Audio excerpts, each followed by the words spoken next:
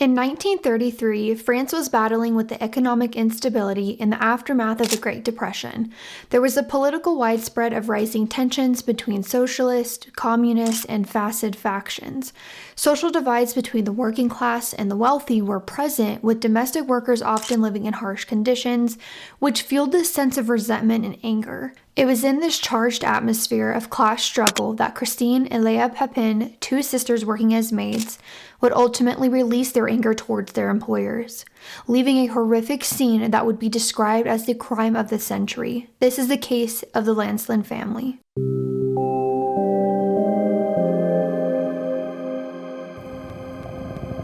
Hi everyone, welcome back to True Crime List with me, Alyssa. If you are new, welcome. Glad you could join.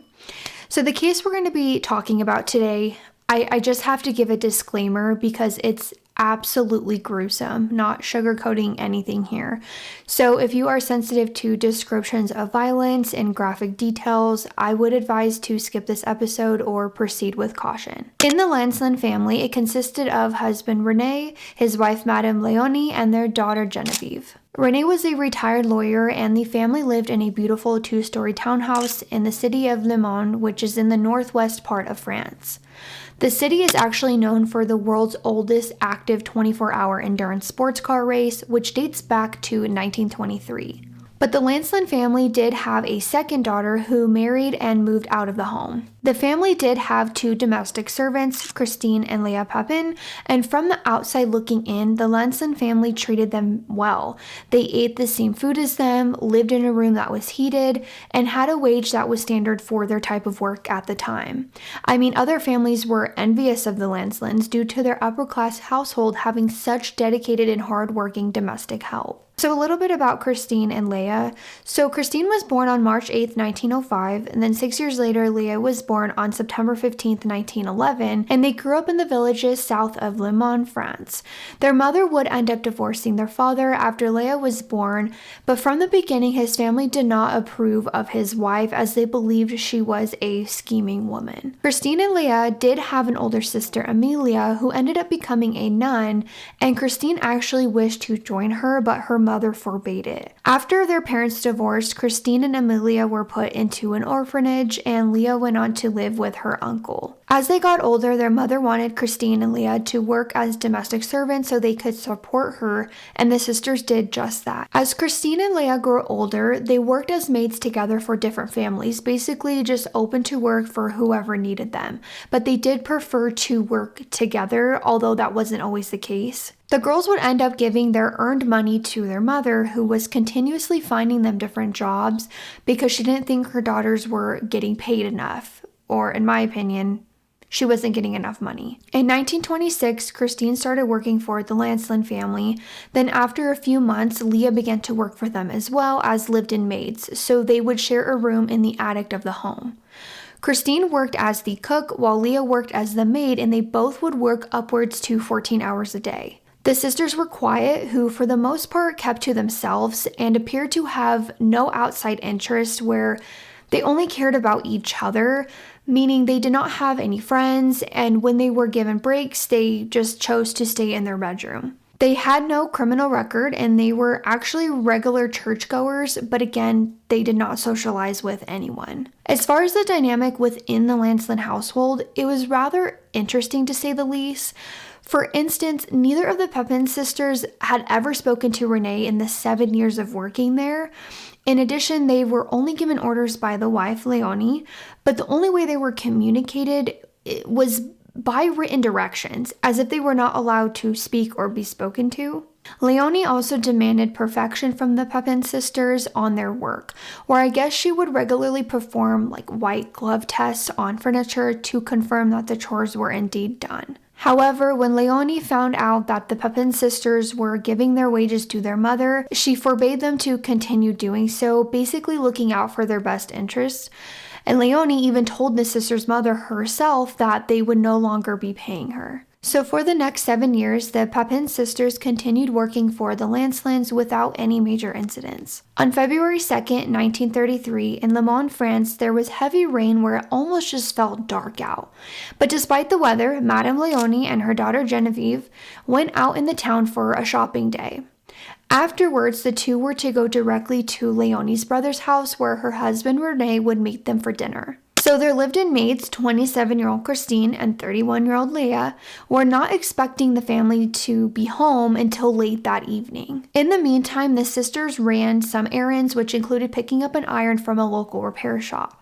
When the sisters returned to the Lancelin's home, Christine went to plug in the iron, but to their shock, the electrical blew out a fuse, resulting in the electricity to go out in the home. Now, since the family was not expected to be home until late in the evening, the sisters decided, you know what, let's just wait till tomorrow morning to try and repair the fuse. To their surprise, Léonie and Genevieve would return home much sooner than the sisters were expecting.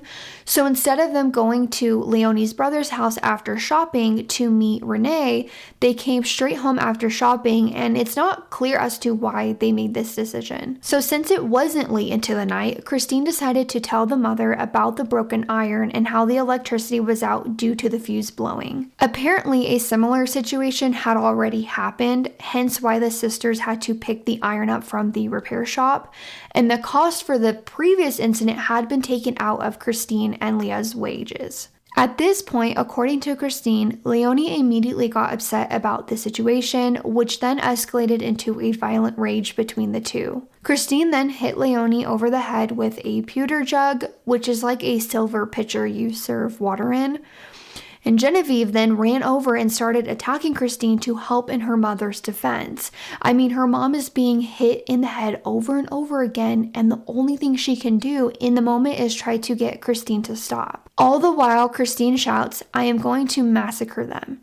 As she continues attacking the mother and now the daughter, during this altercation with the three, the other sister, Leah, rushed down from the attic and started attacking Léonie, the mother. Christine then started egging Leah on to smash Léonie's head on the ground several times and even shouted to tear her eyes out.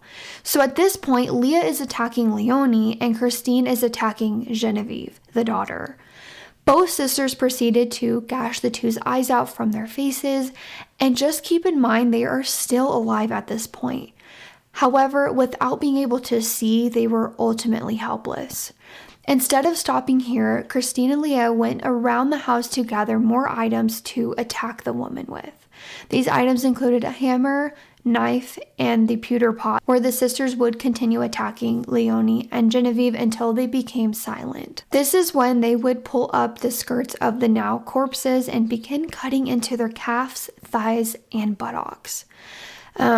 So the last detail in this event, I mean, everything we just went over is absolutely horrifying, but it did not stop there. In one final gruesome act, the sisters basted the mother and daughter with their own blood, basically pouring the fluid all over the bodies. The now murderers locked every door in the house, cleaned themselves off, lit a candle in their room, and waited for Rene, the husband, to get home. Which is kind of interesting to me, like, why not leave and run away? I mean, I'm glad they didn't, but I just wonder what the reasoning was for that decision, or really any decision for that matter, because they are disgusting people considering what they had just done. So when Léonie and Genevieve did not show up for the dinner at Léonie's brother's house, Rene decided just to go home, probably thinking they may have forgotten about their plans. When Rene returned home, he was with one of his friends, and they immediately noticed that all of the lights were off in the house, except for a dim light coming from the attic, where the maid slept. When they walked up to the front door, to their surprise, it was locked from the inside, like as if it was bolted among all the other doors. Rene then contacted the police as he was worried that an intruder had everyone tied up inside the home. When the police arrived, they broke into the townhouse by climbing over the back wall and entering through a back door that had to be forced open. And now I bet you can guess what they were all about to walk into. Immediately upon entering the home, it was dark and quiet.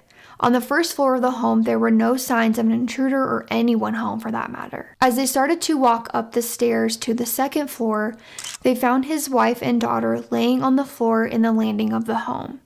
Léonie's eyes had been gouged out and were found in the folds of her scarf around her neck. Genevieve suffered the same fate, yet her eyes were found on the floor near her body. His wife and daughter were so badly beaten they were rendered as unrecognizable. At first, there were fears that maybe the maids had also suffered the same fate and that the murderers may still be in the house. So as more backup arrived, the other officers began searching the 3 downstairs bedrooms, but no other bodies were found. When they went up to the attic, the bedroom door was bolted shut, which raised more concern that something had happened to the maids. But that obviously was not the case. After giving verbal commands to open the door with no response, the police forced the door open. This is when they would find the sisters laying quietly in their bed, alive and well, wrapped in each other's arms, wearing only kimonos. But one of the weapons, a bloody hammer, was found near the bed. Immediately, the police questioned them. "What did you do to your masters?" Christine then answered, "They wanted to hit me, so I got my own back. It was either us or them. I would rather do my masters in than let them do us in." The girls instantly confessed to the double murder. When Christine got up to get dressed, the officer tried to gather more information from Leah, but as she took a glance at her sister, she told the officer, "From now on, I am deaf and numb," more or less insinuating that Christine was the more dominant one. The Papin sisters were arrested and jailed separately, and when Christine was being interviewed, she claimed that Léonie had just lifted her hand as if she was going to slap her. But then it leaves this question of why they would end up committing such heinous acts to their body. Later on, Christine would recount what happened and stated that Léonie never lifted a hand to her. The sisters now awaited trial that occurred in September of 1933, so 8 months after the double homicide. A funeral for the mother and daughter was posted in the local newspaper that was scheduled a few days after the murder, where thousands of people attended. The Papin sisters' defense would argue that they were temporarily insane when the double murder occurred. However, consulted doctors initially determined that the Papin sisters show no signs of insanity. Yet the defense wanted to further argue insanity by bringing up the Papin family history of mental illness. The defense brought up that the sisters had an uncle who had self-inflicted their death, a cousin that passed away while in an asylum, and a grandfather who was known for their temper and violent acts, basically trying to provide a hereditary disposition toward insanity. Psychological experts would also argue that the Papin sisters suffered from I'm going to do my best to try and pronunciate this, but suffered from folie à deux, which is a condition where 2 or more people share a delusion or false belief. It's a rare mental illness, but it's when someone starts to have delusions like one would have if they have schizophrenia. So I kind of started researching this condition, and I found that shared psychotic disorders are more common with people who have long-term relationships, and usually the person who has this psychotic disorder is the dominant one and the other is more passive. But due to the close emotional connection, the passive person will start to believe in the delusions of the more dominant one. A symptom with shared paranoia psychosis can include having a sense of persecution, or in other words, a sense that they are enduring ill treatment. In the Papin sisters' case, it is believed that they saw the mother, Léonie, as the persecutor, Christine as the dominant one, and Leah as the submissive. But because schizophrenia can be rather difficult to diagnose, given that usually people with this condition appear quite normal, this was not in the sisters' favor at their trial, which only lasted 13 hours.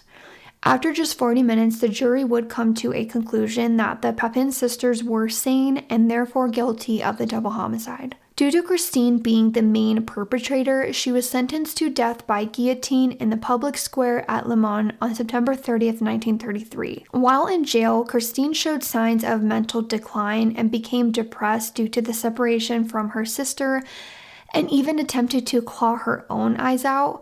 So at this point, police put her in a straitjacket, and due to the signs of madness and intense longing for her sister, she was transferred to a mental asylum and her sentence was commuted to life in prison. She would end up passing away in 1937 as a result of her basically starving herself. As for Leah, she was considered to be an accomplice and was given a lighter sentence of 10 years of hard labor, but due to good behavior However, she was released after 8 years in 1941, where she would end up residing with her mother and ended up living a long and quiet life under a different name. She was thought to have passed away in 1982, which was about 45 years after Christine passed away. Renee Lancelin did continue to live in the home with another housekeeper until he died in the 1950s.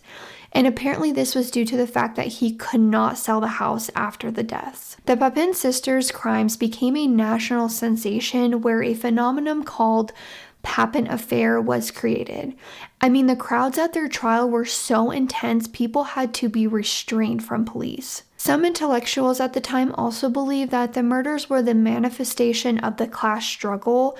For instance, the sisters rebelled against their mean-spirited master because of the way they were treated by these rich people, making this crime an example of class warfare. Now, several books, films, and plays have been created over the years due to the public interest of the case. So if you want to check those out, they're definitely out there. But despite the allegations of how Léonie was to the Papin sisters, her and her daughter did not deserve the fate that they both endured. So let's not forget that Léonie and Genevieve's life, impact, and story matter. So that is it for today's case. Please y'all be safe out there and have a wonderful rest of your week.